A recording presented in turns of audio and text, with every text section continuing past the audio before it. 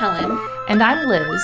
And we're sisters, Scientists. and lifelong X-Files fans. And this is We Want to Believe. All right, welcome everybody to a very exciting 100th episode. Yeah, welcome colleagues to our 100th episode of We Want to Believe. It's a good time to remind you to share this, tell other people to listen, subscribe, and turn on automatic downloads. Yeah. Do those things for us. Good idea. I should do that too. We have a few exciting things going on today. The most exciting is that we have Katie Lupo with us, our friend, the chemist, who also you may have heard us refer to as Wolf, which is her roller derby name. I was going to try to give a little introduction about you and just see how good I could do, and I don't know how it'll go. I would love that. Okay. Katie Lupo has a PhD in physical chemistry from UW-Madison, where she did things with lasers, I think, and maybe also fluorescence. And then now she has a job where she works with microscopes. That's my introduction. No, that's all correct. Yeah, I did single molecule fluorescence microscopy when I was in grad school. Applied to inorganic catalysis, which is a bit of an unusual thing to use that for. And I now work at a company that builds fluorescence microscopes. So not changing much. We don't know what catalysis is. No, we I think don't. that was what both of our faces were saying. I was like, that's a new vocabulary word. Yeah. So very briefly, I mean, you definitely, I think, probably know the concept, but maybe not by that term. But basically, like, if you have a chemical reaction, sometimes you can add something that will make the reaction happen better. And that's wait, a is it like? catalyst. Oh, I know what a catalyst is. I just didn't know that word form of it. Yeah, Same. Yeah, that's like Oh my God. the noun version of Catalysis. Oh, I like it. Yeah, I've never Oh. heard that. Okay. Interesting. Wild. Yeah. Huh. I do know that one time I was teaching physiology and I was talking about catalysts and that, how they lower the activation energy needed for reactions to occur. And a student asked me, but how do they do that? And I was like, oh, you need a chemist for that. Usually, I will give the disclaimer that, yes, I have a PhD, but I feel like they gave me a pity PhD. So I feel Shut like up! I'm No, not they actually... didn't. They don't do that. UW-Madison is not in the habit of doing Yeah, no, that. are you kidding? They're Madison doesn't Midwest nice, They're like, oh, she worked hard. Let's just give it. They to her." didn't even let me in.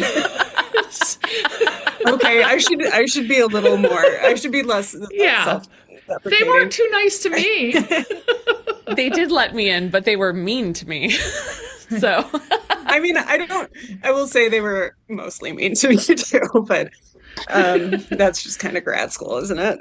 But to answer the question of how catalysts work, Yeah. usually what they do is they stabilize a transition state involved in the reaction. So you can kind of imagine okay, if you're combining two chemicals or breaking off a piece of a chemical to go onto another, it would be good to have something that helps facilitate those two things getting close. So a lot of times it's okay, so this chemical A goes onto the catalyst and then chemical B kind of comes in and can get closer to it. that makes sense. Like a matchmaker, Yeah. sort of. Yeah. Yeah. Or I don't know, friend who's like, oh, let me introduce you to two together because you'll get along. Yeah, I don't know. And then the one friend breaks off the other friend's arm. Yeah. Yeah. The analogy's perfect. Yep. So, yeah. That's my introduction. So that's what I got. And I'm glad it was true-ish. Yeah. Is there anything you want to say about your current work with microscopes? Do you like you help people set up their fancy microscopes? Yeah, like so my job is generally to build them. I like the company that I work for does two photon microscopy and single molecule like localization microscopy.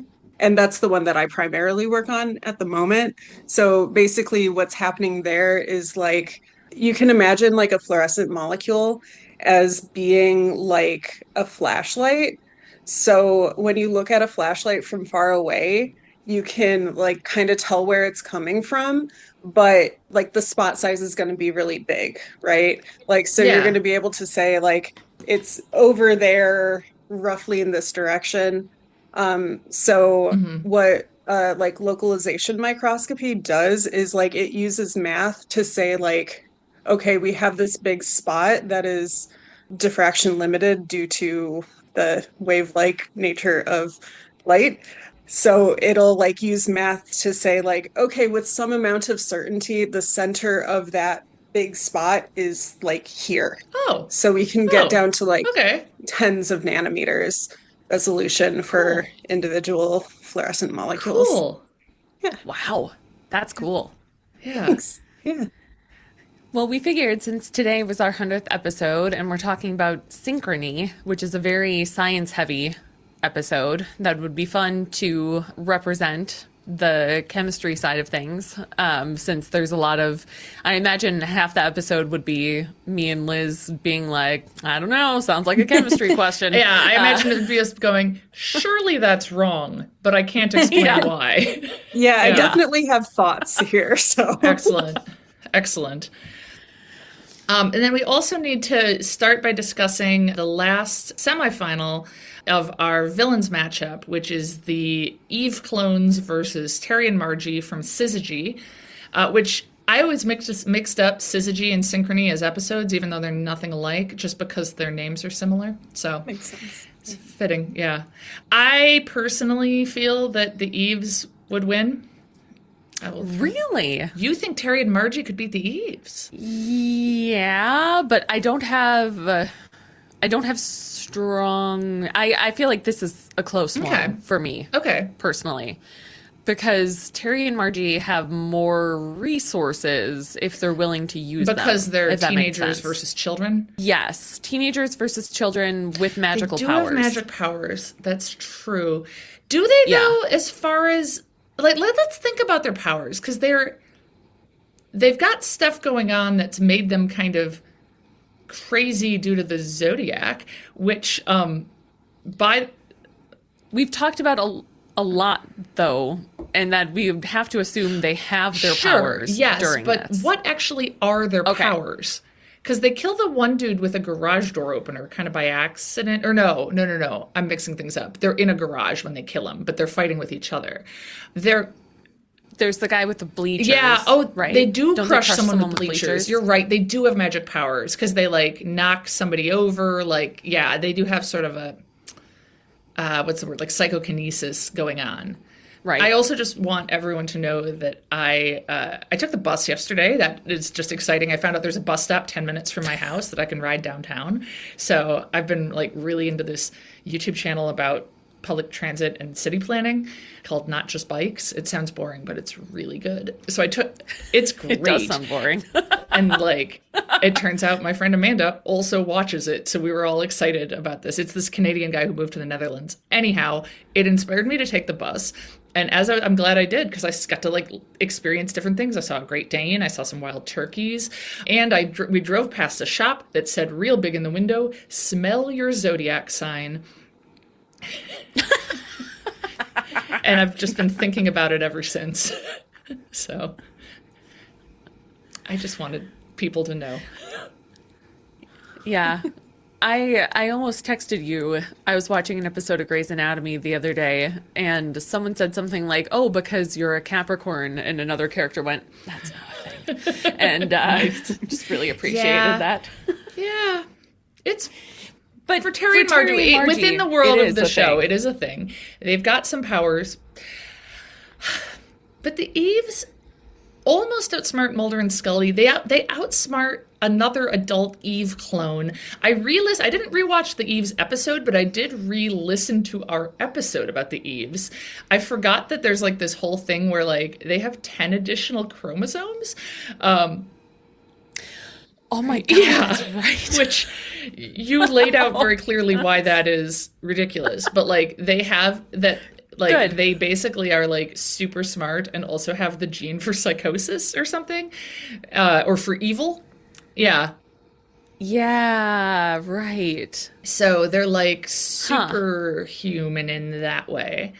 Katie, are you familiar with these? I'd love your opinion if you're familiar I'm with these familiar episodes. with the Eves, but not the other pair. And my only contribution is desperately wanting to make an Eve 6 reference, but and not knowing how to. Oh, you and know? Like Eve 6 got its name from that episode. I Oh, yeah, you knew that. I Okay. think I heard that on your Oh, previous okay, great. episode.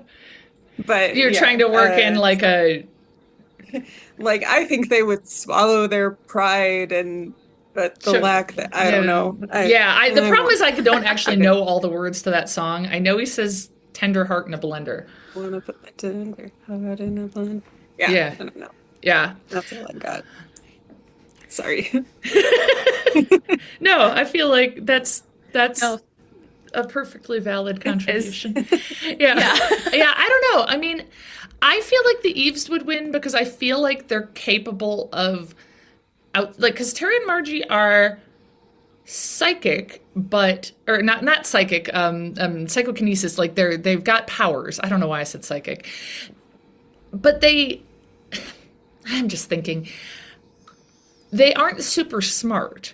Like, it's not that they're stupid, but like they don't have super intelligence. Like, the people that they kill are other teenagers who are not expecting anything. Whereas the Eves manage to kill some people who should be on their guard, who know they're part of a murder investigation. Like, they start by one of them kills the other, or kills their dad, like their adopted dad, who is, they make it look like a vampire did it. Yeah. Oh, yeah. Exsanguination. I mean, yeah. Okay. I would be willing to give it to the Eves, but I feel like it's very close. I think for me, it depends a lot on the circumstances of the encounter. Like, if they're in the same physical space, then, like, maybe Terri and Margie can crush them with something or whatever. Like, obviously, if it were a cage match, the people who are physically bigger would win. But as we've established, I don't know, in this scenario where we've pitted them against each other, just kind of conceptually in the world. Yeah. Yeah. Okay. Yeah. Let's say the Eves. Okay. The Eves All win. right. Cool. I think they deserve it. They're quite scary. So that means that the Eves are going to go into our final round against Phyllis Paddock. Yes. That's a good matchup. Speaking of our matchup series, we have some great fan art that we're going to post on Instagram from our friend and listener Britt of Fluke Man making some celebratory fluke It's noises. fantastic. That's awesome. And I love it so much. I love it so much. She drew it, so full credit to Britt, and you can see it on our Instagram at We Want to Believe Pod. Also, may I recommend in advance of our next episode, if you go back and listen to our episode 12 called It's All Coming Back to Me, that's the one about the Eves. And if you listen to episode 41 called Liz, You Weren't There, that's the one about Mrs. Paddock. And if you want to be like really primed to think about the final matchup between Mrs. Paddock and the Eves. Awesome. I love it. Great. So we're talking about Synchrony today. Yes. And also, if you want to do fan art of the Fluke Man or anyone else, please send it to us at wewanttoBelievePod@gmail.com. Awesome. Yes, please. Also send us your spooky stories there. Yes, spooky listener stories, because we have had a mystery solved. So if you share your story, another listener might have the solution. All right. So today we're talking about Synchrony, and we all watched this. I will admit I only watched half of it. Oh. Not just because of life circumstances, and you'll find out why when I finish the sentence, which is that I only watched half of it with Hugo, my 8-year-old. Oh. So I do have Hugo's notes. There are a few interesting comments he made that I thought were pretty good. But I did not get to finish it because I was watching it in between taking care of my children and working. And I will say, I do think that the biology stuff occurs mostly in the first half, and the physics stuff is more in the end. So it kind of works out. Great. Yeah, so it opens with a shot that really reminded me of Back to the Future, of that campus. Yeah. Yeah, which I have to imagine is on purpose, since it's a time travel episode, as sort of an homage. And we see an old man running down the street, and there's two other guys arguing, Jason and Lucas, and the old guy rushes up and tells Lucas that he's going to die at 11:46. He's going to get hit by a bus, and he's kind of raving, and a security guard takes him away, and he calls Jason by name, and Jason's like, how did he know my name? And Lucas is like, how the hell should I know? And I just felt like Lucas was way too blasé about having somebody predict his death. Yeah, I firmly was on Jason's side. They also were arguing about something academic that you couldn't tell what exactly, but it was clear there was some sort of academic issue. Yes, which we find out what it was, and I want to see if you both think it's as ridiculous as I do, or strange. 'Cause I've not applied for grants, but Yeah. okay. We'll get now or No, we can no, we okay. can wait. Sorry, Okay. yeah. So the bus approaches. Jason sees, like, down the block, Lucas has dropped his papers and is not paying attention and steps out from behind a parked car, and Jason rushes down there to try to save him and doesn't, and Lucas gets hit by the bus, and the bus driver jumps out and blames Jason for it, like, immediately, which also seemed really aggressive. I don't know. It didn't look to me like Jason was at fault that much. He didn't touch him. Yeah, also, like, the bus driver couldn't see Lucas, presumably, so it's like, how did he see Jason push Yeah. him if he couldn't even see Lucas? Because Lucas was, like, already there, so Yeah. it's not adding up. if I may, my 8-year-old said, my please. question is, why didn't the bus driver stop? He clearly could see him. And then went on, which I was like, that's a good point. But then he went down an avenue of like, I think the bus driver knew the other guy from high school and he was mean to him. So he was like suspecting the bus driver was like actually the murderer. And I was like that. I don't think that's where this is going, but thank you. Yeah. What a great twist that was. Yeah.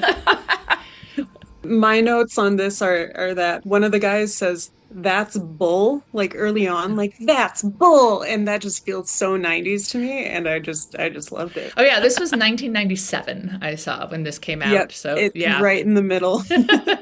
peak 90s. So Mulder and Scully are in their office, so we get the intro. Mulder is telling Scully that Jason, one of the two, the one who did not push his friend into the oncoming bus, but has been arrested for having pushed his friend into an oncoming bus. And so Scully is kind of like, what does this have to do with us? And Mulder says that Jason told them about the guy who ran up ahead of time and knew his name and warned him that this would happen. Then the guy This was older taken away gentleman. by security, and that they can't talk to the security guard because he is frozen. And that's where the science starts getting interesting. Yep. Jason also didn't seem very sad about the guy being dead, I will just say. I think I'd be a lot more freaked out if I just saw someone I've known for years get hit by a bus. But Yeah, I feel that's like just me. Jason kind of has one approach or one personality note, which is just like angry about stuff, like belligerent, mad, Yeah. like in a cranky mad sort of way, not in a like fury, just like this isn't fair. Rah. Yeah, Yeah. kind of the whole time. Which, I mean, and again, like, part of that seems justified in that there seems to be no evidence that he actually pushed him in front of a bus. Yeah, But, that is a good point. Like, they were just Anyway. like, bus driver said so we're just going to immediately arrest you for this, even though you knew this guy and don't have a history of murdering people, one assumes. I don't know. Yeah. He has a future. Sorry. That's okay. He's a future of murdering people. I feel like we find that out pretty Yeah. Yeah. what's happening. I kind of self-spoiled because I read the Wikipedia article. So I don't know. Oh. So they go to examine the body of the security guard, and when they originally brought him in, his temperature was 15 degrees, his internal body temp. It's still and getting Scully colder. measures again, and it's down to 8, Then which is weird. Sorry, I just was trying to remember it. Oh, yes, of course. So Scully says it looks like he was exposed to a chemical refrigerant, maybe like liquid nitrogen. Possibly he ingested it. And I just... No. No. That's not how that works. Yeah. That's not how any I of mean, this I know it would be very bad No. for you to drink liquid nitrogen, but I don't think it would freeze you and keep freezing you and keep freezing you. Oh, yeah. No, it definitely wouldn't. Yeah. No, I mean, Confidently say that. Yeah. yeah, it would definitely kill you. I mean, it would absolutely kill you and would absolutely freeze some of your tissues, but it would not spread throughout your body. That it touches or whatever. Like it would, I mean, it would freeze like the immediate parts that your, I mean, your digestive tract, your pharynx, and but like it's diffusing like how if you got like capillary action or something, like water just like spreading throughout, I don't know, a paper towel. Yes. Yeah. That's what they're proposing this is like throughout the episode, I think, right? I mean, like that's even when we find out what happened, which is not how that works. I have a chemistry question, and it's a dumb one. Why is liquid nitrogen so cold? So liquid nitrogen is so cold because they cooled it down. I mean, right. I mean, so is that it? It just like holds that temperature really well? Like it just like... It's that tell me if I'm right. Nitrogen is a liquid at a very low temperature. So if we want liquid nitrogen, we got to make it cold. Exactly. Yeah. So like nitrogen gas like is N2. And it's Right. like very light. I mean, that's in our air, yeah. right? I mean, that's, yeah. And so like the freezing or what is the word? The condensation point for nitrogen gas is just a very low temperature. So you have to cool it down significantly in order to get it to a liquid state. So it's not like you cool it down and it just stays cold. You get like, if you get a dewar of liquid nitrogen, it's going to be like, off-gassing nitrogen gas constantly. So you have to like keep replenishing the liquid nitrogen in order to cool the thing you want to cool.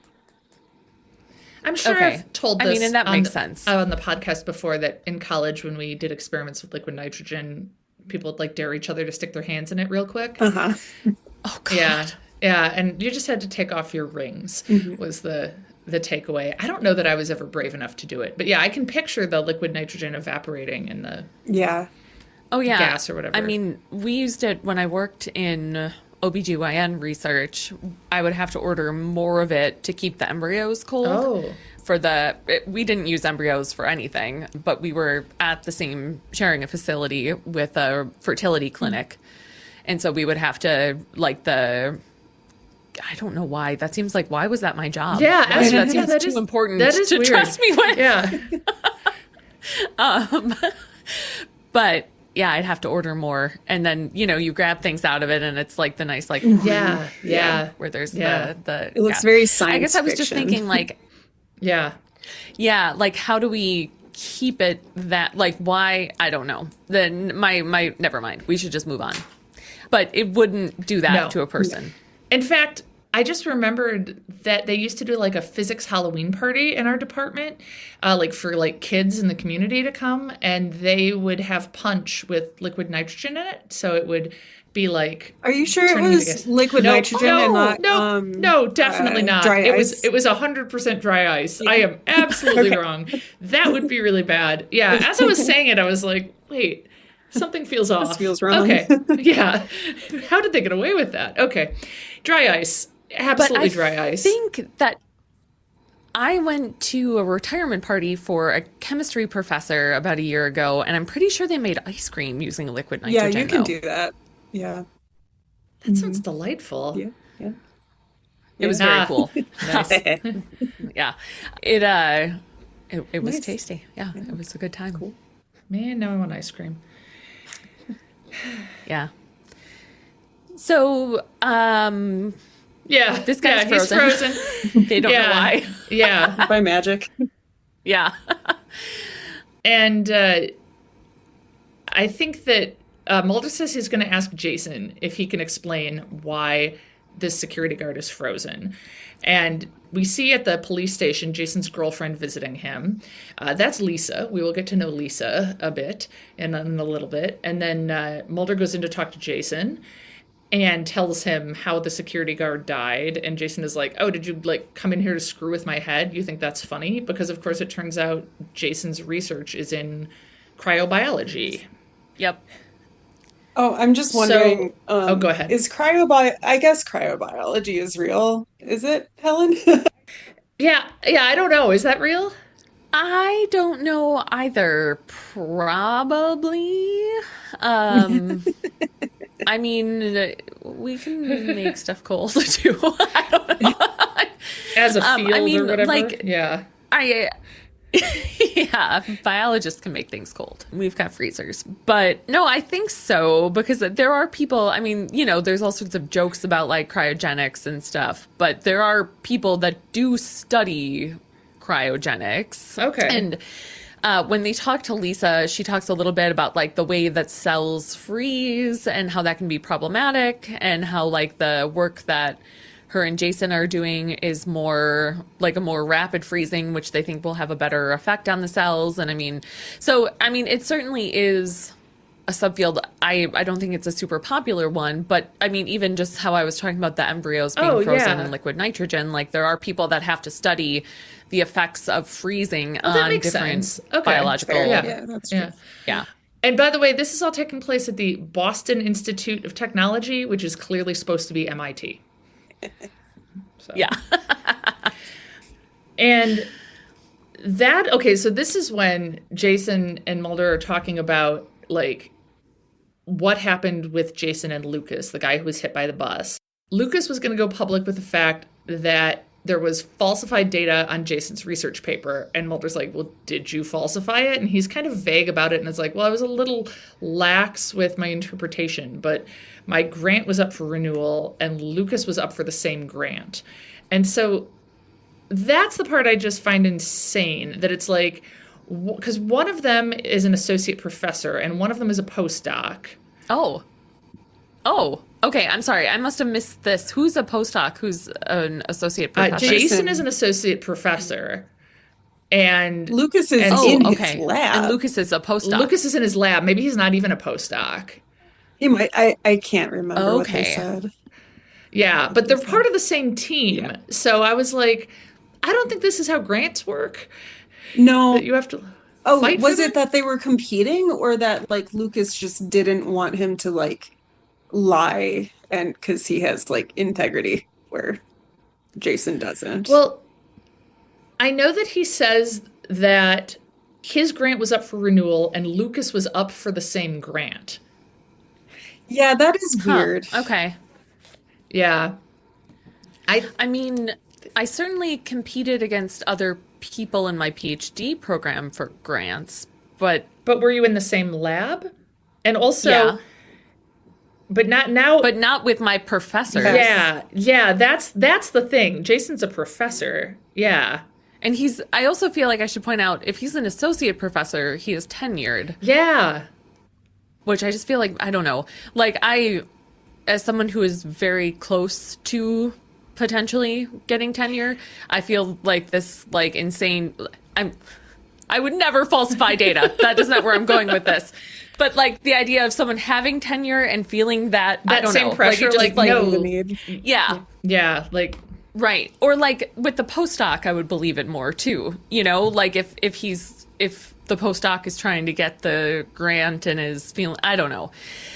But maybe he has people to support. I don't know. But I mean, I would never falsify data anyway. you just want to make that very clear. You know? Yeah. I do. I want to make that very clear. Yeah.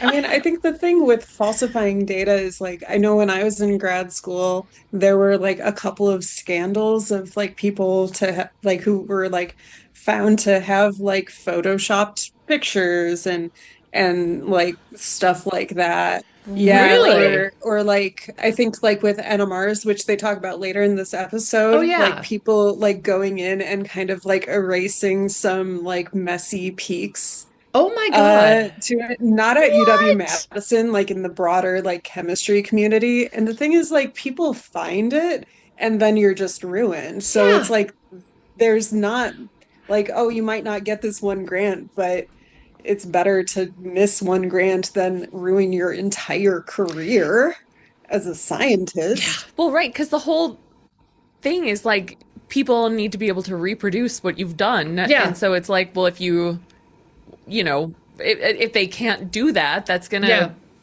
call into question your experiment anyway. And if it turns out it's because you just made Yeah, things it's up, not like then people would be like, not gonna go ah, down. I You're done. believe you. I mean- and now no one ever look into this again. Yeah. Well, Yeah. I mean, to be Right. fair, I doubt anyone's trying to reproduce like the work that I did because no one cares about it. But you know, the fact is like you could, Yeah. and like we had all the raw data Yeah. where it's like, well, if someone asked us for it, like we could give it to them to reinterpret Yeah. and see if they come to the same conclusions as us. I mean, yeah, it's funny because I just keep thinking about this one paper that I had the hardest time publishing because the gels looked so awful, and it like had never occurred to me to just like, Right. I mean, of Yeah. course not, to edit them in Photoshop or something. Like that's such an insane, I don't know. I feel like surely you could tell, like I don't know. People probably have the skills. AI can probably do this. Although I will say I saw, I don't follow them anymore. I was following like a back pain Instagram account, and they had some, they were like highlighting some science that seemed interesting about like cartilage regeneration, but they had some clearly AI images of knee joints Oh. that were like just totally wrong. There was like anatomy there that just doesn't Really? exist. And Oh my God. Yeah, Oh boy. Yeah. it's just like, Well, okay. people can So just I find think this out. that like that relates to kind of what I was thinking as you first started that. Like I think if you want to falsify data, like I think the people who have that desire mostly go into trying to grift the public, Yes. Yeah. right? Yeah. Like don't go into academia. It's not that lucrative. Yeah. Just like turn into Dr. Yeah. Oz. Yes. Can I say Oh yeah. that? Is Oh that yeah. okay? Yeah. Oh Oh, yeah. yes. Like, you know, make up some crazy miracle berry pills and sell them to people. Like Yeah. that's Yes, going to make you absolutely. money. Don't go into academia. I went to grad school with someone who was talking about how he told, I don't remember the full story, but he told someone else in his life why he was getting a PhD in physics, and he was like, he did the like rubbing his fingers together thing, like, and he was being sincere, and we all thought it was very strange because like it's not that you will be poor getting a PhD in physics, but it's also not, if you are primarily driven by money, it's not the choice you make to go to graduate school for 8 years or whatever. Like, No. yeah. No. Trust I us. also want to share that while I was doing research for this episode, I was reading about tachyons that get brought up later. And the tachyons are theoretical particles that always move faster than light. And in September 2011, CERN reported that they saw a tau neutrino, a type of neutrino, that moved faster than light. But then they did updates to the equipment and found out that it was a faulty element in one aspect of the system. So I feel like that's the best case scenario when you find out stuff that's unusual. So, Yeah. Right. Well, and that's the thing too. Like, I mean, and this is what I know there's a lot of like science communication trying to convey to people right now too, that like people discover new things. People discover something did go wrong and it wasn't, and like that's not like scientists making things up and falsifying stuff. Most of the time it's just like we get new information. Turns out this person was wrong. It doesn't mean they like did something wrong initially. I'm talking more, about like the vaccines and whatever. That it's not like scientists are like keeping things from you when it turns out we're just wrong. I don't know. And that's like kind of the whole, I don't know. The idea of, it's just wild to me that anyone would do that. And also, yes, I agree that it would be very weird to be going up for the same grant as your professor. But I don't know. Also, then, like, just do a better job. You're the associate professor. Why can't you do a better job than your postdoc and get the grant? Yeah. Like, I don't know. Also, the way that you put it about the people who cheated, Wolf, like, people get caught when they do that. Like, that's kind of the whole deal. But it reminds me immensely of what I tell my students. Like, it's the same idea. I'm like, just get the F on the exam. Yeah. It's not a big deal. People fail exams. Like, because usually people who cheat are not people who are going to get a B and want an A. It's people who are like, I'm going to outright fail, so this is what I have to do. And it's like, no, then you just fail. And you go, okay, I failed. It's like, it's bad in the short term, but it's not a big deal, versus now your advisor knows, now the dean of students knows, I got to make a report. You're getting an F in the whole class, so. Yeah. Yes. It's like, not very good long-term thinking. Yeah. Yeah. And I mean, I don't know. I just trust in other scientists' ability to figure things out too, like. Right. Like how could you pull one over on them? Yeah. Yeah. The whole it is kind of arrogant to think, oh, I'll be able to trick everyone. Yeah. Yes. Yeah. So Jason is vague on his interactions or his, not interactions, his, cheating. Or whatever, laxity, yeah. And then Scully calls and says Jason's thumbprint was found on the security guard. How easy is it to find thumbprints on a body, by the way? Because I feel like it happens fairly often in the X-Files. That would be a better question for our father. Ooh, but I think relatively easy. Like on another person's, like... I don't know. Like... Yeah, like if I neck or something, grab somebody and kill them, will my fingerprints be found on them? Yeah. Interesting. Yeah. I mean, if you're not wearing gloves, yeah. Huh. This is when I knew what was going on. For the yeah, of course. Yeah, that makes sense. Yes. Yeah, so Jason, because the only person we had seen interacting with the security guard was the older gentleman who was originally warning them that the guy was going to get hit by a bus.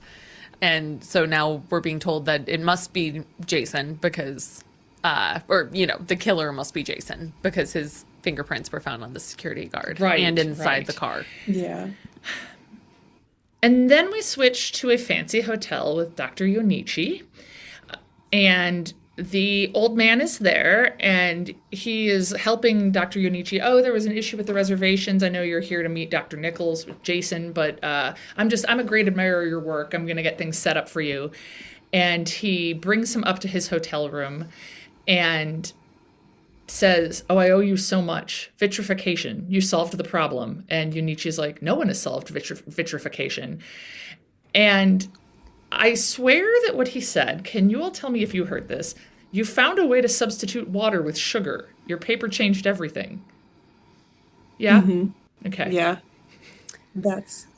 I missed that, but this is when I have written in my notes, Hugo notes that popcorn goes very well with this episode. So I missed quite a few things in this scene.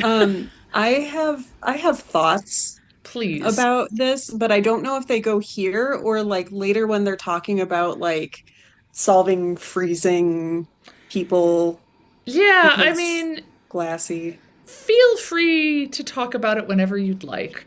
Okay. Yeah. I just can I just clarify? He's saying that he figured out how to substitute Yes. sugar for So this water. is my question. Okay.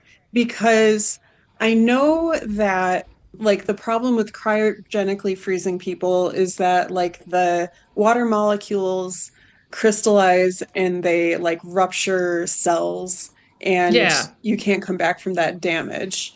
You need it to be more of a glass. And side note, do you guys know what glasses are? Like Glasses, like the ones I'm scientifically? wearing? No, like the material glass. Like, do you know what defines a glass? Oh, what defines a glass? No, I don't.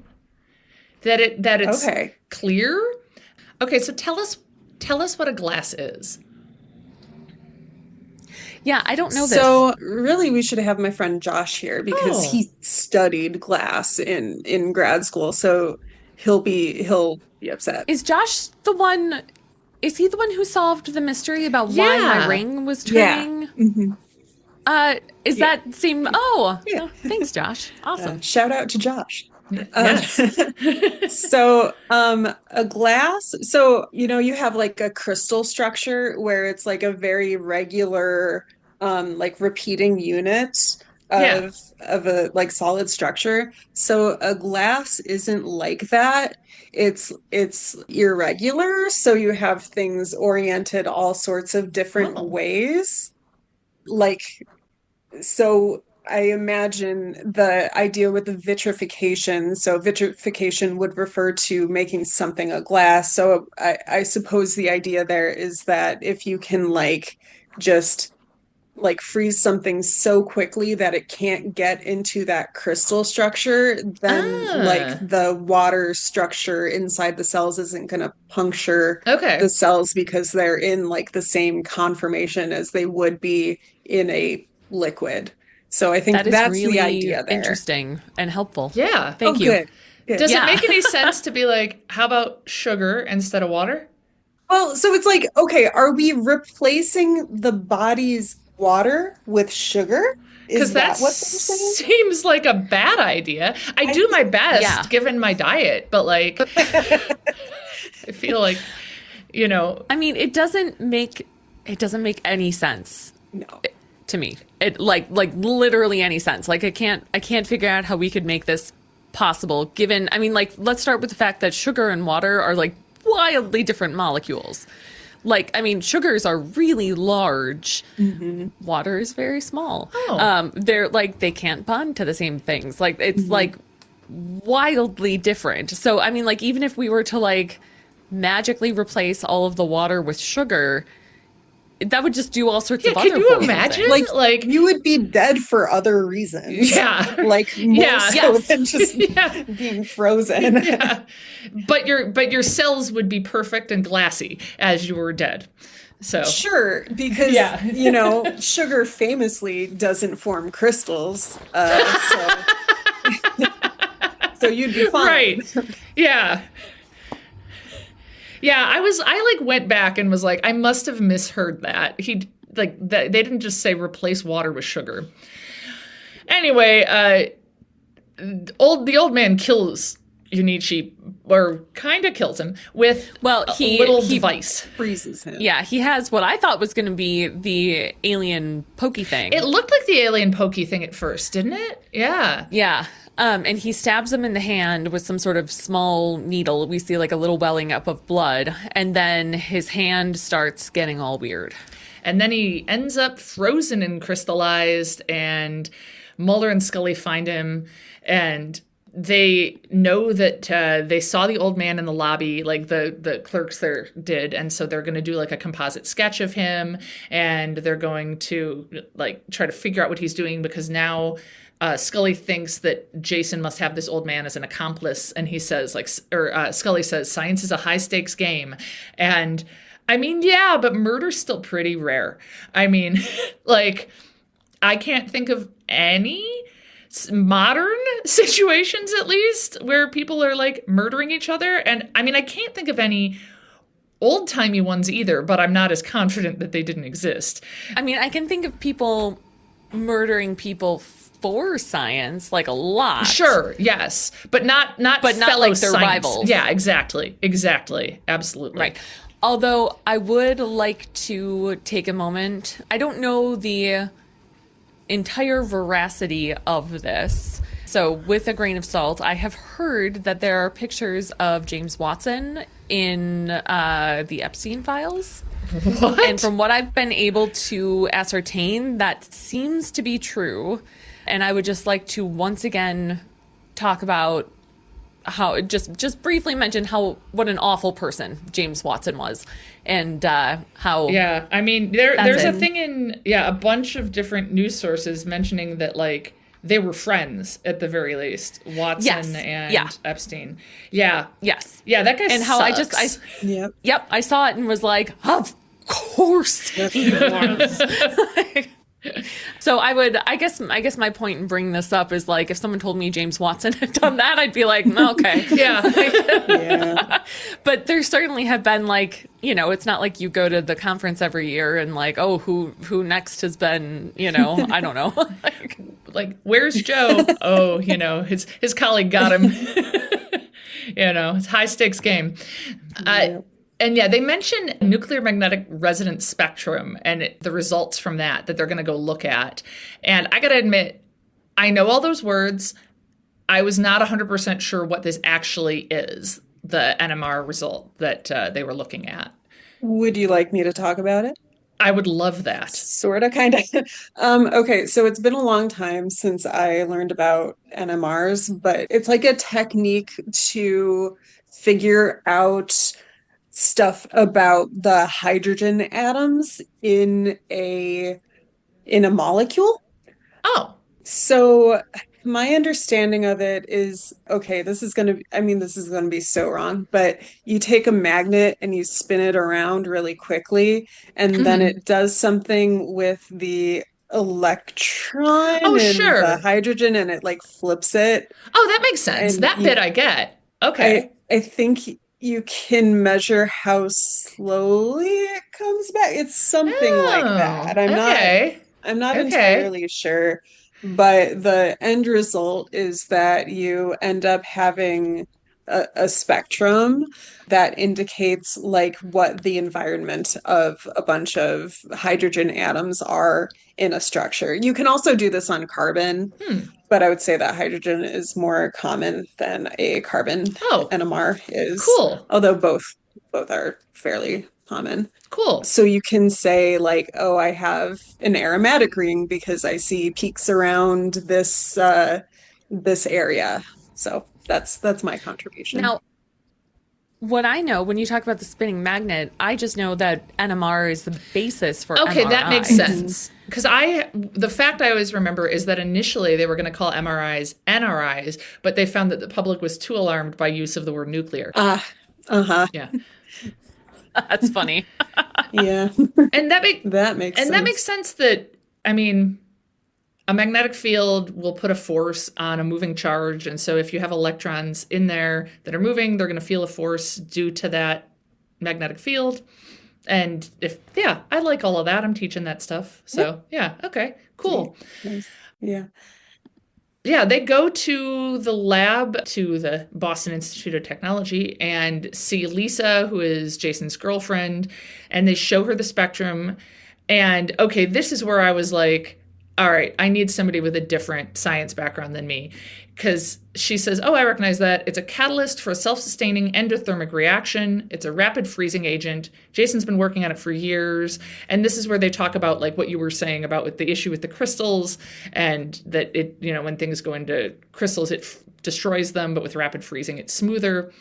And then they do that thing that I love when TV shows do, where it's like, here's a big molecule rotating on a screen. And yeah. And they say that like this molecule is like theoretical. We're still like 5 or 10 years away from it existing. So it couldn't exist, this stuff that they have now found in the syringe guy. So any thoughts on any of those words? Okay. I have so many thoughts actually. And I do want to go I back. have, may Oh, I? sorry. Go ahead.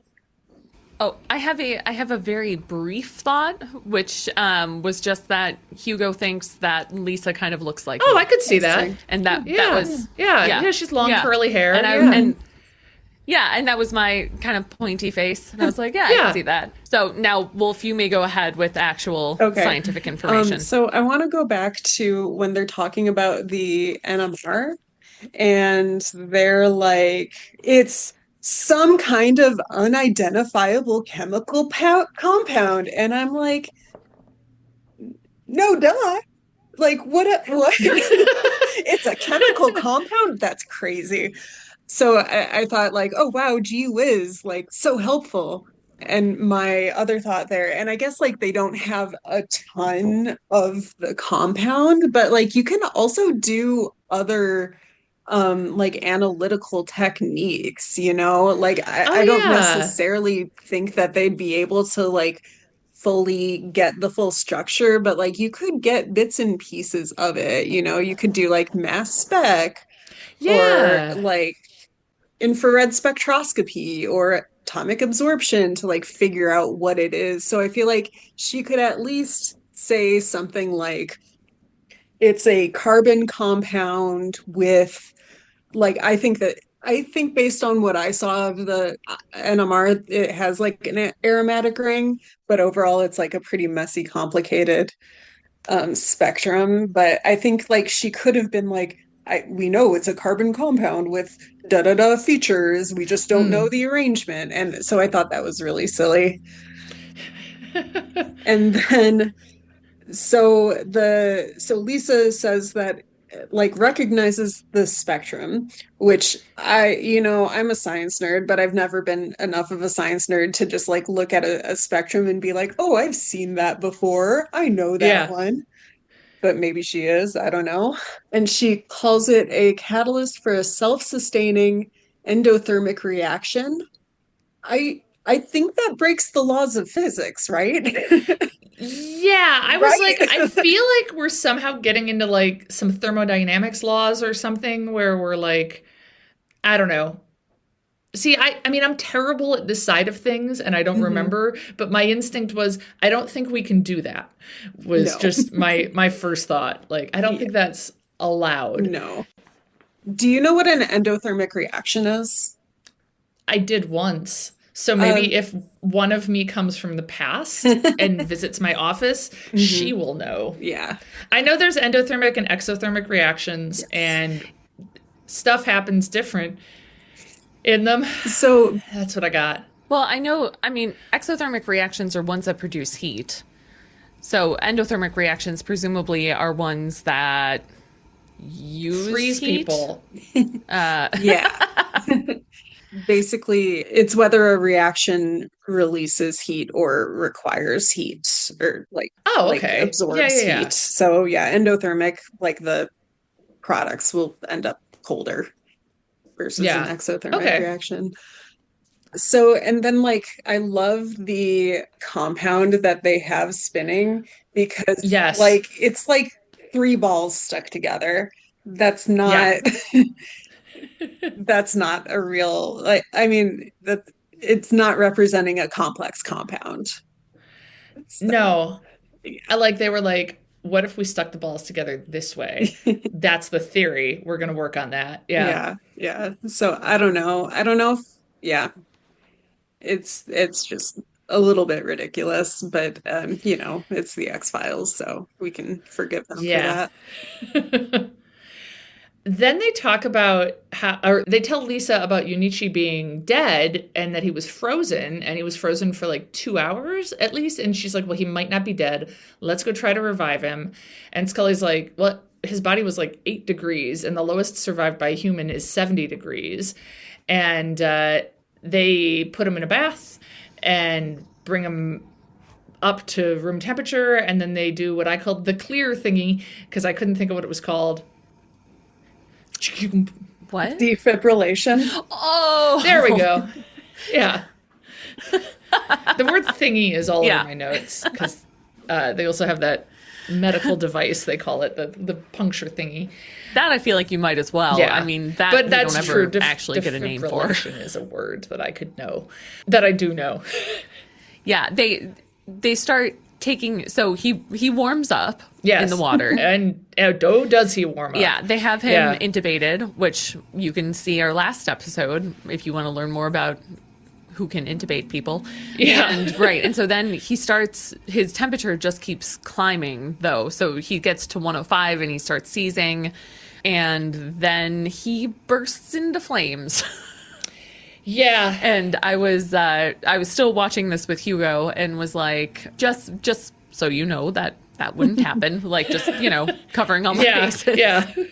And I explained that, like, no, the seizure part of it quite possibly could. Yeah. That, febrile seizures coming from, someone whose temp is too high, that's a reasonable occurrence. But the bursting into flames would not occur.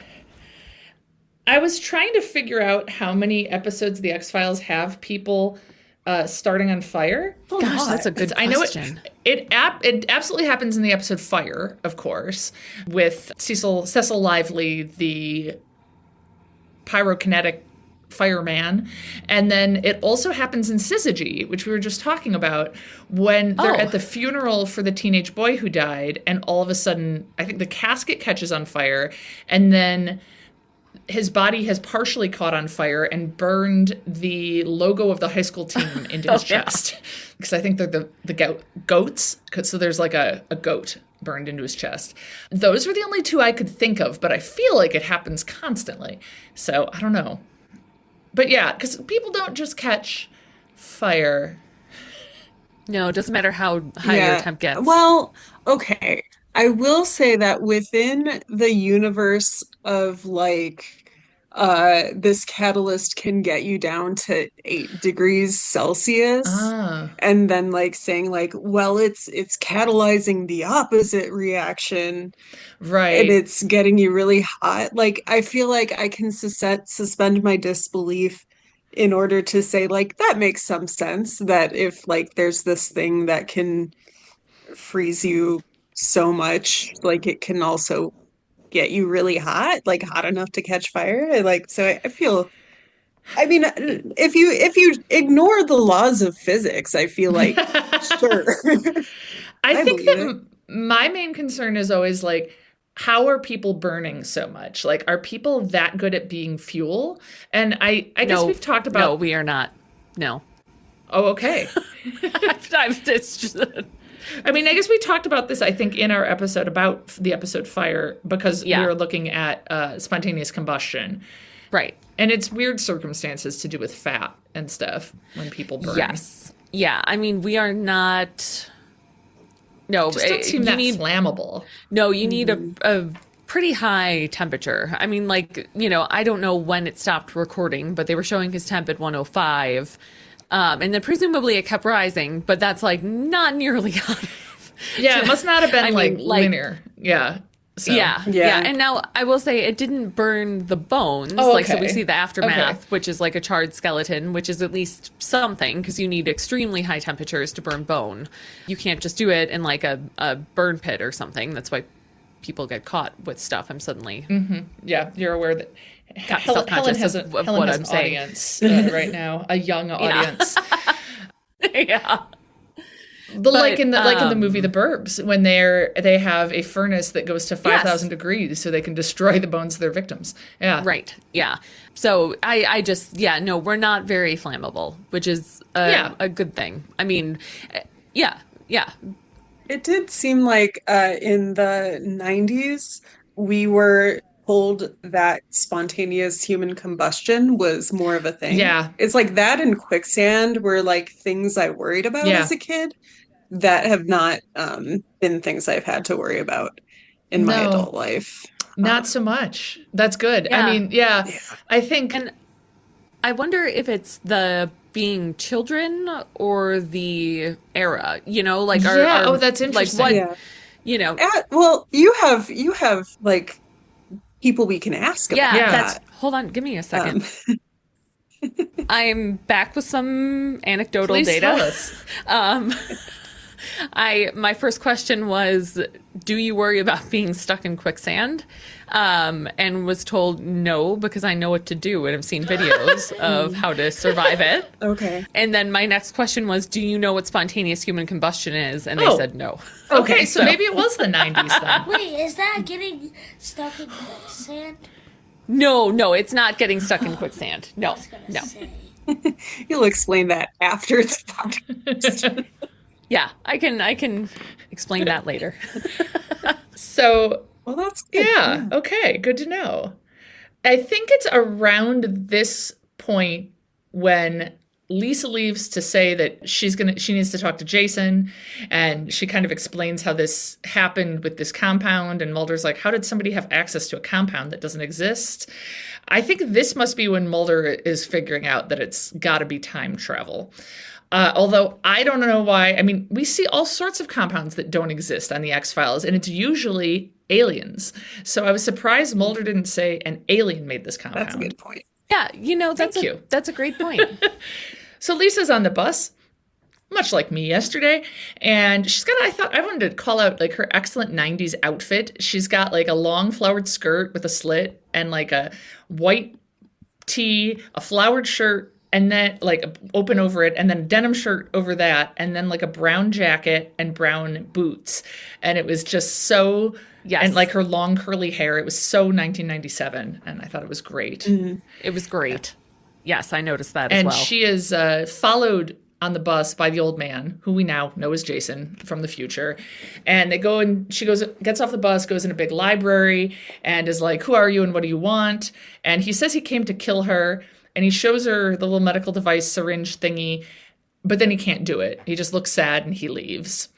And then she gives her report to Mulder and Scully outside the building and tells them that she's actually the one that falsified the data to get the grant, and Jason is just protecting her, and that Lucas and Yonichi could have figured it out, but now they're dead.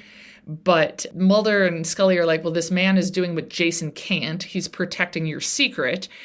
And then they're like, okay, but like, why would the old man threaten her if it's her secret? And Mulder is thinking it's because he's ultimately protecting Jason.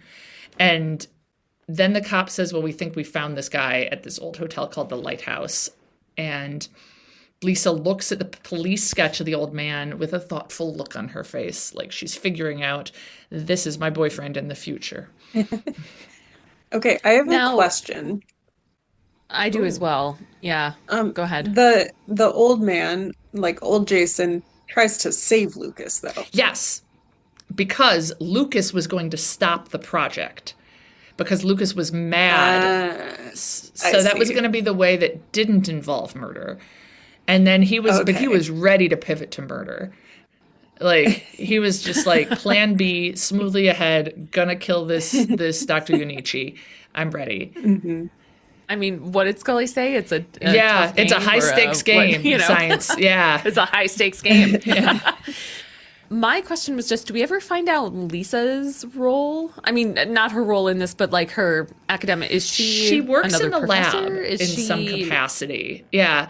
Okay. All I right. wasn't really clear on that. That sounds like an inappropriate relationship with like between a professor and a student. Like, well, maybe she's a staff Okay, scientist. Let's assume that. Yeah, yeah. Maybe they were married before she joined the lab. I don't know. Trying to make it okay.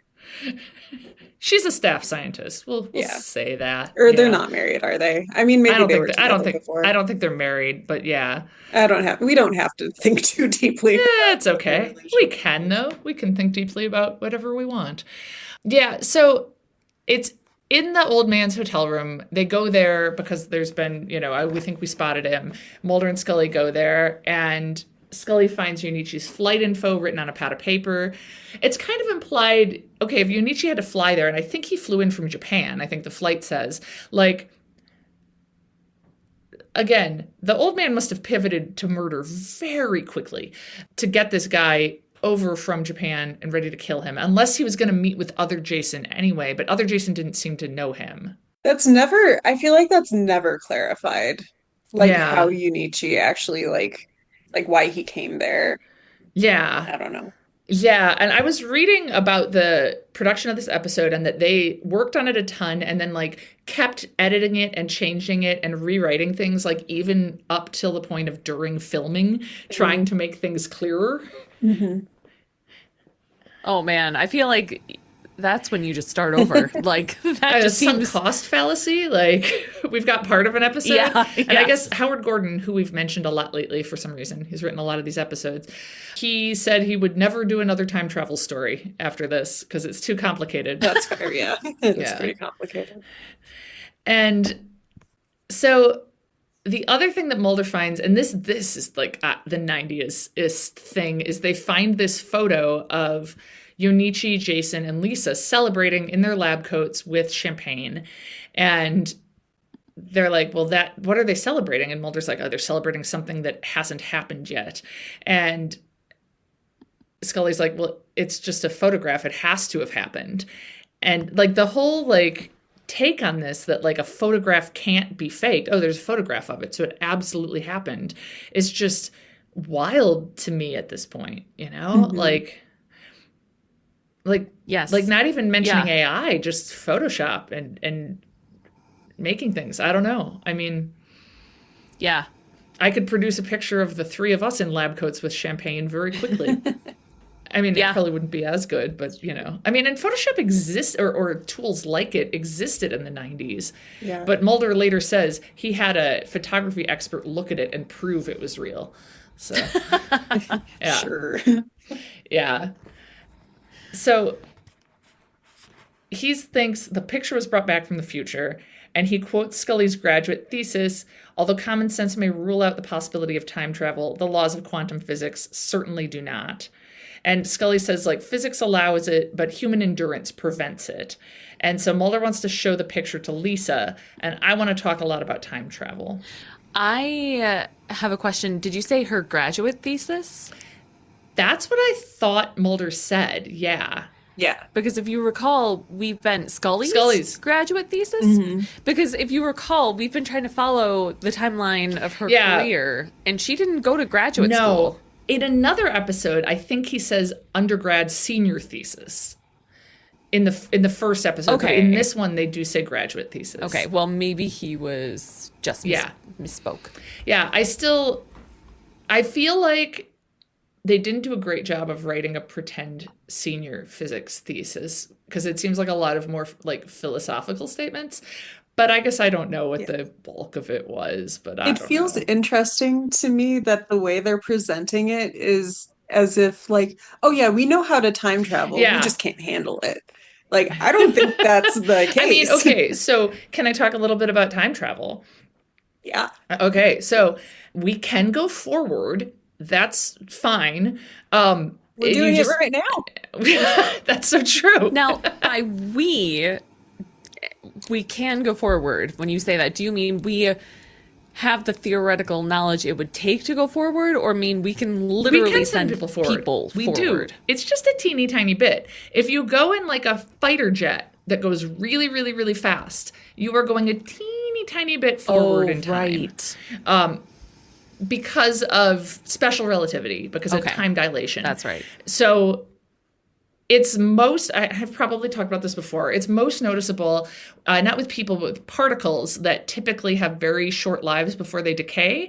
But particle accelerators make them go real fast, and then they last longer because from the particle's point of view, it's still decaying at its normal rate. But in our time frame, it's lasting longer. So yeah, as things approach the speed of light, time slows down, basically. And we have, the fastest things on Earth could maybe get it so that we can measure it like a teeny, tiny fraction of a second. So yeah, so that's what I mean by we can go forward. We know how, we're just kind of limited in how fast we can move. And it's not like you could pop backwards, though. That's the thing. It's just controlling the rate at which you move forward in time. Jason clearly has gone backwards in time, which is a whole different procedure and is entirely theoretical. They mention wormholes at one point, and so I think this is what they're getting at with like human endurance, that like it gets mentioned that like the heat and gravity would be too much for people. And I feel like what they're implying is that this cryogenic freezing of people allows them to go through wormholes. Did you get the same sense? That's what they're saying, right? That's what I got too, yeah. Which is wild. I remember when Quinn, my stepson, was watching a lot of like pop science videos on YouTube and was really amused by this description of black holes that talked about the term they use for things that would go through them, which is spaghettification. And yeah, That's great. Like, even if you're really cold spaghetti, you're still spaghetti, even if you haven't been heated up. So, I mean, would it be harder to shred No, it's about gravity. No. It's about how hard you're pulled on. Like, your mass isn't going to change when you're frozen. So you're going to just be, you know, I don't know. That was me trying to make the sucking noise of a black hole. Like, it wasn't just me sipping tea this time. Yeah. So. Okay. Yeah. They're just kind of like, oh, you know, the heat and gravity. And I just feel like we really cannot neglect the gravity piece of this. Like maybe this would help with the heat problem. This would do nothing to solve the gravity problem. It help with, not solve. Yeah. And also, like, as we see, old man Jason is clearly not doing well. He keeps getting real sweaty and warm and not feeling well. And he has to keep re-injecting himself with the cold stuff. So I really don't know how that works. Like, now that he's gone back in time, he just keeps getting too warm. It was. I mean, I think it's implied very hard that, to wrap my head around.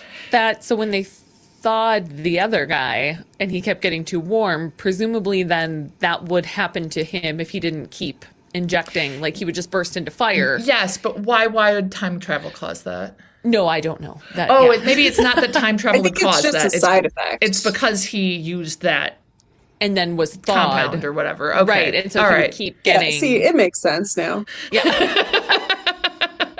Yeah, silly me. Duh. Yeah, so I mean, I assure you, like, no matter how frozen something is, that's not our main issue with time travel. Like, oh, if only we could keep things colder, they would totally go back in time. Like, now, did they address, like, how he found a wormhole? No. Like, okay. Because remember, I skipped the last bit of the episode. No. So, like, they're not giving us inside information as to how. It's just like, well, he's a chemist, and so he has access to wormholes. He's not a chemist. He's a biologist. Yeah. They mentioned that Lisa, like, saw a talk or a poster for someone working with tachyons, and they kind of hand wave it like, well, they work together. Yeah. And time travel resulted. So yeah, that somebody, a Dr. McWayne or something, discovered tachyons finally. And yeah, tachyons, they say they're particles that can go faster than the speed of light. And I want to clarify, no, they're particles that only go faster than the speed of light. And the thing about them is that if they were real, they have implications of time travel. Because imagine I'm like sending a message to you. If I'm sending a message to you using a tachyon, the message could get to you before I sent it. So that's crazy and awesome, but it's also totally theoretical. But like, one of the theories about tachyons is that they have negative mass. Not negative, imaginary mass, imaginary. So I don't see what good it would do for people, again, because mathematically they end up having to have imaginary mass because of this equation. I mean, I don't need to get into it, but basically, if you've seen any of the special relativity equations that have like a square root and then it's got a like 1 minus v over c, you didn't take modern. No. Yeah. Okay. I know. I have not seen it. You know? I took it. You did? Yeah. So if you make v bigger than c, you get negative under a square root, and you can't have imaginary energy, and so maybe the mass is also imaginary, so the imaginary terms cancel out. I like that so say that sentence again. You can't have imaginary energy. So maybe the mass is imaginary. Sure. Yeah. You can have imaginary mass. Yeah, I'm not totally clear. Look, this is not my field. I'm not really clear on why we're like, oh no, energy can't be imaginary, but mass, that would be fine. That's reasonable. Yeah. Okay. Now, hold on. My question, though, is wouldn't this still be sending things forward? No, it would be sending things backwards. No? Because again, if I could send something, oh, I see what you're saying. Oh, I do see what you're saying. Because, like, wouldn't Jason now have to... I don't know. No, even if it does move fast. Well, okay, yeah, I've definitely glossed over or missed some finer points of things with tachyons. I mean, I don't think your interpretation is the issue. I mean, part of it, yeah. I think the main thing is I can't imagine how tachyons get us to human time travel going backwards. Yeah. But if it's something Yeah. that is this theoretical particle that might have imaginary mass, Yeah. how's that going to go? Yeah. So, but that's fine, you know. Right. Lisa finds this out because she goes and she sees older Jason, and he's like, "Oh, I came back to kill you, but I couldn't do it," and then he kills her, or he tries to, which I didn't understand, and I found that scene very tedious. Personally, I was just like, they're just looking at each other, and I don't care about these people. They're not Mulder and Scully. They're not even, like, especially interesting characters. But, like, I get it. It'd be weird if I met future Adam. I'd be really nice to him, you know. Not if he was trying to kill you. I mean, I'd have a lot of emotions about it, Yeah. you know, and I'd probably have questions and emotions, and I'd look at him slowly, but I wouldn't need it to be filmed the whole time. I don't know. But then he goes for it, and he punches the thingy into her skin, and bada boom, bada bing. I don't know why I was going to say that. There, she's frozen, and so Scully gets to defreezing her while Mulder goes to see Jason and pays his bail and is like, okay, Lisa's at the biomedical research facility, which I love that generic name. And Mulder is like, the old man is you. You're the next target. And that's when he says, I had a photo specialist examine this photo. It's not altered. And then Mulder says, consider the evidence as a scientist. How else could that old man possess a compound that you yourself acknowledge doesn't exist? And I just felt like I can think of like half a dozen ways off the top of my head that don't involve time travel. But I don't know. That's Mulder. He's right. Yeah. Yeah, I mean, that's the thing, is like he's not wrong about any of this. Yeah. I don't think. It doesn't seem that way. Taking into account the fact that he has the same fingerprints. Oh, okay. Now that does like, make it more interesting. Yeah, that is true. Yeah. Oh, I mean, I would be creeped out if there was an old woman who kind of looked like me who had my fingerprints. I'd have questions. You absolutely should, because that is not something that, like, no one has the same fingerprints. I mean, that is a completely unique. People can have the same DNA. People cannot have the same fingerprints. Couldn't they, like, randomly? It's just swirls. I mean, again, we're getting to statistics, and, like, technically, yes, but, like, the probability of that occurring is... And the probability of it occurring with a woman who happens to look like me and seems like she might be me from the future is probably small. That's fair. Smaller Also than... very small. That is less likely than it's just me from the future. I would say so. Huh. I mean, I guess. I mean, like, I feel like, are we just limited? I guess it's just like, how do we actually examine this premise? Because I'm not going to meet someone who is an older me. I feel like I'm going to walk out of my office and I'm going to see her. I don't know. She's probably on campus already. So it looks like the probability of someone having the same fingerprints, this is an older probability coming from 1892, someone named Francis Galton, or that's where this originated from. The original, like, computation of this is 1 in 64 billion. So if you think about the fact that we have 7 billion people on Earth. All right. Yeah. Yeah. You know, so it's very, very unlikely. So, yeah, I mean, maybe Mulder should have brought that up. Oh, and I'm sorry. I'm actually seeing an article from Scientific American in 2020 that's citing it as 1 in 64 trillion. Ooh, okay. So I'm not sure exactly. I would have to look into it more, but a lot The denominator likely. is a I very mean, big number. So is Yes, that like yeah. all fingerprints the same, or like what's the probability to just like Oh, your like pointer oh, that's is such a the good same as someone question. else's, you know? Yeah, I don't know. That's a very good question. I don't know. I mean, thinking about the fact that like, what about like 100 billion people have lived? Ooh, Roughly, so maybe we could get I like think. implicated Um, in a crime that took place like 100 or several hundred years ago, and they'll be like, but it couldn't be her, and then we'll be like, it must have been time travel, but it was just the fingerprints. You know what I mean, that else would it be a good could be? novel. Well, Hmm. oh, I guess not in never mind. I was gonna say immortality. In the case that you Yeah, are like talking those about pictures of Nicolas immortality. Cage or whatever. Yeah, Yeah. yeah. Yeah, I mean that would be neat. I feel like right. And what's the likelihood of that? Okay, Probably, probably less. Yeah, I don't it's like know, how do you more, how do you calculate less. the I don't probability know. of something that can't happen? Hasn't Yeah. happened. Well, Yeah, I guess yeah. that's the episode. But the question that keeps getting brought up, Jason's like, well, but why does the old man like want to stop time travel? And that's what they want to find out from him. And they get to this lab, and the guard is like, "Oh, Jason Nichols, like the system says you're already in the building."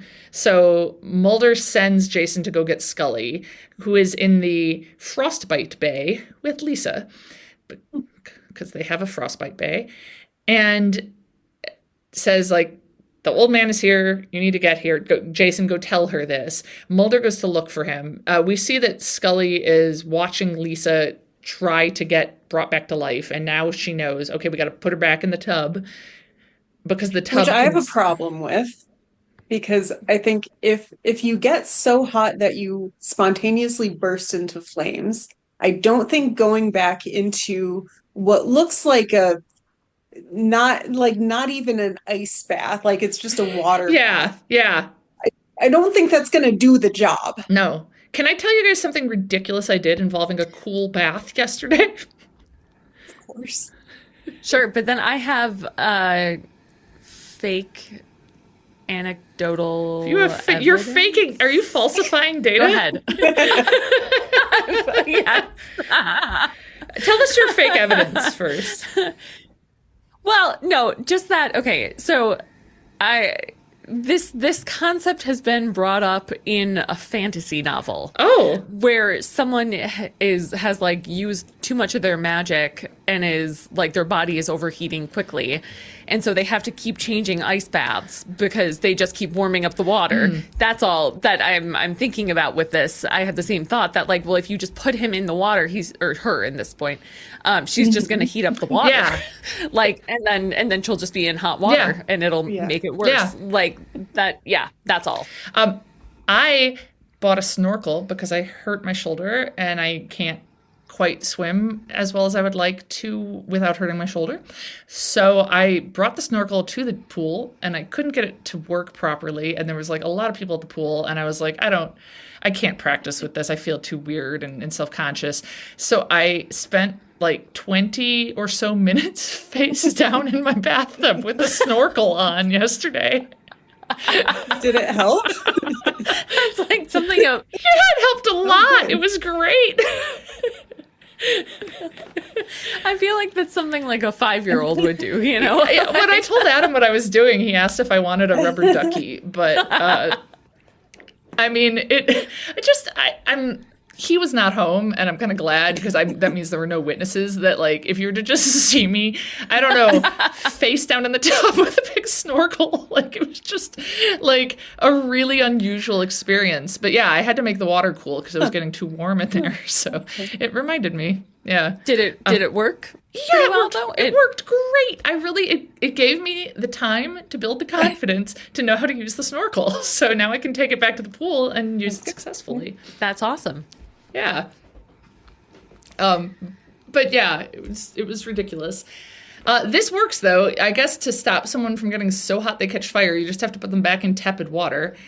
And while Scully is working on that, Mulder finds out from some other guy that all of Jason's data has been deleted. It's like someone erased it from the mainframe. And which just, I also felt like sounded like a 90s thing. I feel like I don't hear people say mainframe very much anymore. And the old man is explaining why he needs to stop time travel from happening. And he says, we help create a world without history, without hope, where anyone can know everything that's ever happened.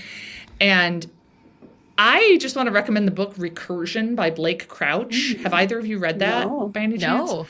It is about that, basically. It's about how these people invent time travel and need to destroy it because of how incredibly damaging it is. And it kind of turns almost like post-apocalyptic. It's crazy and it's complicated and it's incredibly intense. And it was one of those things where I was like, I'm so tired, but I have no choice. I have to stay up until 2 a.m. so I can finish this and see what happens. Wow. Because they're trying to undo these consequences. And it's like... What's the name of it again? Can you say Yeah, Recursion. Okay, by who? Blake Crouch, who also wrote the book Dark Matter, which I really, really enjoyed. Oh, yeah, that's right. I can picture the cover of that one. Yeah. Yeah, I found Recursion incredibly intense. Like, at first I was like, oh, there's multiple characters, a little bored, I don't know. And then I got about 10-15% of the way in and was like, well, I guess this is my life now. So... it's very intense. And I felt like it did a good job of showing that, like, oh, you're going to know immediately if there's time travel because people will be coming back. So, like, one of the reasons people say time travel doesn't exist is that we know it must not exist because we don't have time travel. Yeah, I was going to bring that up, actually. So, good. Yeah. I love that. Like, it's sensible. Like, if there was time travel or time travel, we would know. And I know that, like, in some fiction, they do it where it's like, oh, they're very careful to keep it secret. In Recursion, I think they do a good job of showing how it gets out. And once it's out, it doesn't matter when it gets out because it's time travel. So they can go back and, like, it starts getting used by the government and it's very scary. Yeah, it seems like even if you're being as careful as possible, like situations exactly like this episode are going to break out like throughout history. Yeah, like, are you telling me there's not going to be, like, suddenly photographic evidence of people in modern clothing going to, on historical sites where terrible things happened? And also... And, of course, it wouldn't be suddenly. They would always be there, which is the wild part. Right, that's true. Yeah. And I don't know, I just, like... I feel like if it were possible, it would probably be something that's accessible to... like billionaires, the same way that like space travel has now become that way. And like, you think they're going to be quiet about it? Like, no, there's going to be like, I don't know, all sorts of obnoxious thing. Yeah, never mind. And again, we would already know that those billionaires had done this because we would be like, oh, look at these douchebags from the future who are in these photos with the pyramids. Yeah. Well, and that was the episode? I think the main thing we didn't get to is that like old Jason and young Jason like have a conversation about this, like where like young Jason tries to stop old Jason and then old Jason burns young Jason alive. And that's the episode. Yeah. Pretty much. Yep.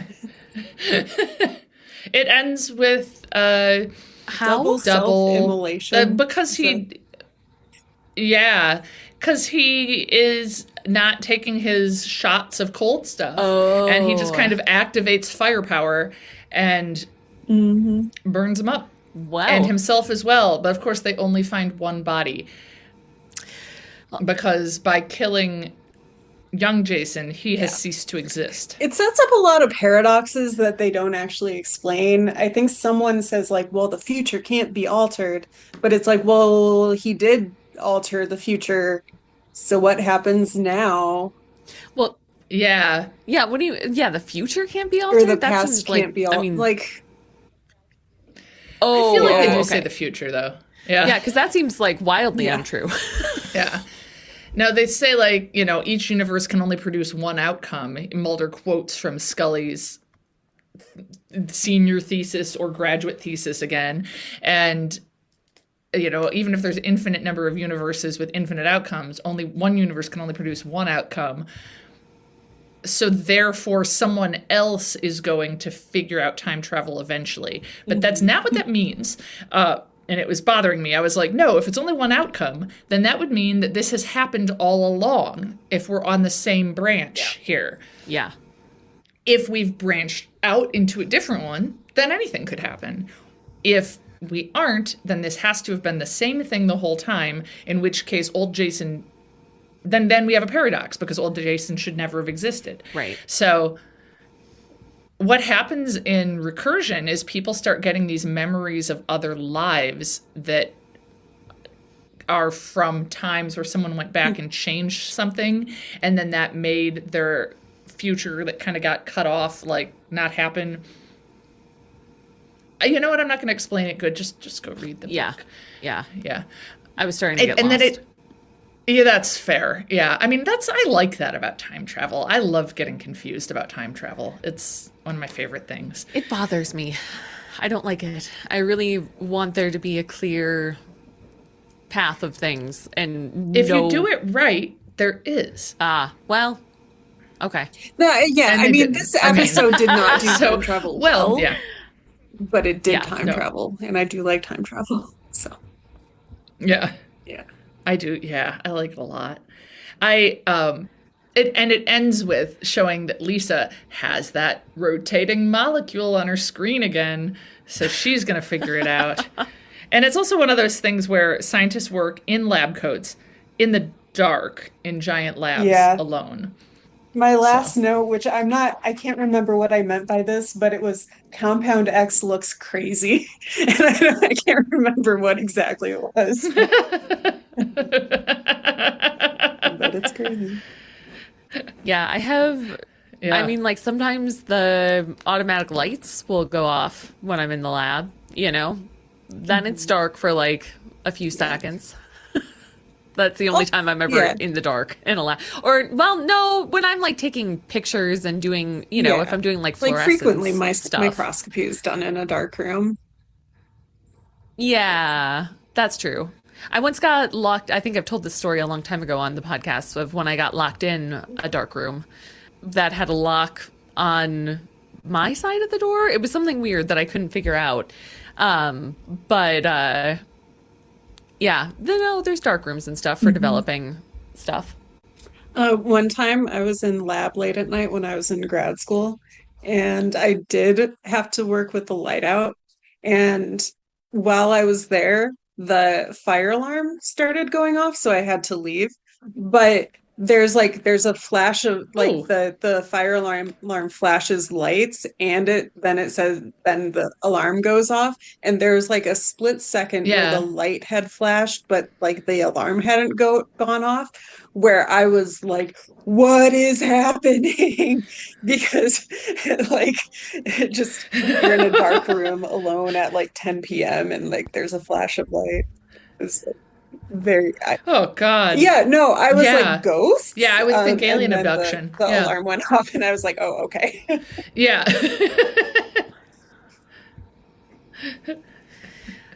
Well, I guess that's the episode then, huh? Yeah. Okay. That is the episode. Wow. I mean, well, a lot of things that sound like science on the surface. Yeah. Kind of. Yeah. Thank you up next to Katie for being here today. Thank you so much for being here. Yeah. Yes. And thank you for having me. This was very fun. And up next would be small potatoes, but we already talked about it. So what we'll be talking about next is zero sum. Oh. Which I don't remember anything about. Nope, me neither. Okay. Cool. Yeah. Yeah. I look forward to it, though. And thank you to... and then, of course, we'll be talking about Phyllis Paddock versus the Eves. Yeah, and thank you for everyone who's been listening to 100 episodes. Yeah, 100 episodes. Yeah. Thank you for listening. Well done, us. Send us your pictures, send us your thoughts, send us your spooky stories. All right. Send the name of our podcast to your friends. Thank you. Bye, everyone. All right. Bye. All right. Bye. We Want to Believe is hosted by Helen Werner and Liz Holden. It's produced by Zach Werner. The We Want to Believe theme music was created and recorded by Zach Werner. Find us at wewanttoBelievePod.com, on Instagram at wewanttoBelievePod, or send us an email at wewanttoBelievePod@gmail.com.